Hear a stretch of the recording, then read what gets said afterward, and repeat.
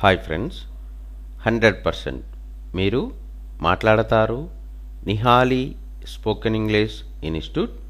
ఈ వీడియోలో మనం కాల్ ఆన్ అనే ప్రేజల్ వర్బ్ గురించి తెలుసుకోబోతున్నాం. ప్రేజల్ వర్బ్ కాల్ ఆన్ అనే ప్రేజల్ వర్బ్ను ఏ సందర్భంలో ఉపయోగిస్తామంటే to invite somebody to speak or to visit someone for a short time.